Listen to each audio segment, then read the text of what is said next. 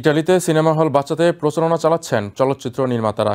দেশটির লাজিও অঞ্চলের প্রশাসন আগামী সপ্তাহে একটি আইন অনুমোদন করতে যাচ্ছে, যার ফলে রোমের অন্তত 50টি সিনেমা হল বাণিজ্যিক সম্পত্তিতে পরিণত হবে। যে কারণে রোমের পুরনো সিনেমা হলগুলোকে প্রপার্টি ডেভেলপারদের হাত থেকে রক্ষা করতে চিঠি পাঠানো হয়েছে ইতালির প্রধানমন্ত্রী ও প্রেসিডেন্টের কাছে, যেখানে স্বাক্ষর করেছেন চলচ্চিত্র নির্মাতা ও অভিনেতা সহ অন্তত 5,000 মানুষ। একসময় রোমানদের জন্য 160টিরও বেশি সিনেমা হল ছিল ইটালির রাজধানীতে, যেখানে এসে অবসর সময়ে বিনোদন দুনিয়ায় বিচরণ করতেন রোম শহরের বাসিন্দারা। কিন্তু সময়ের পরিক্রমায় বিনোদন প্রেমীদের জন্য সেসব স্থান এখন সংকুচিত হওয়ার পথে। আগামী সপ্তাহে অনুমোদন হতে যাওয়া নতুন আইনের কারণে বন্ধ হয়ে যেতে পারে রোমের ঐতিহাসিক ও পরিত্যক্ত সিনেমা হল সহ অন্তত 50টি সিনেমা হল।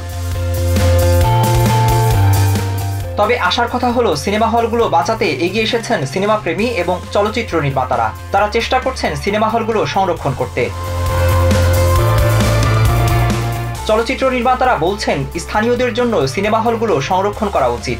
বিশ্বের প্রাচীনতম শহরগুলোর মধ্যে অন্যতম হিসেবে রোমের সাংস্কৃতিক ধারা বজায় রাখার জন্য হলেও সিনেমা হলগুলি সংরক্ষণ করা দরকার।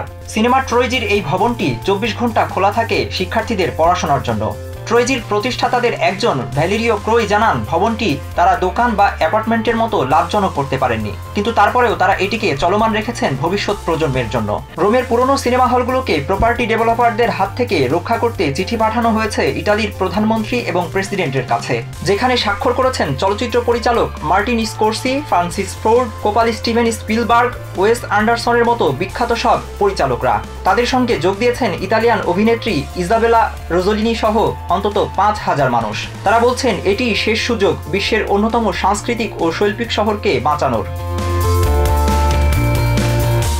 Minhajul Islam, TVN 24 news desk.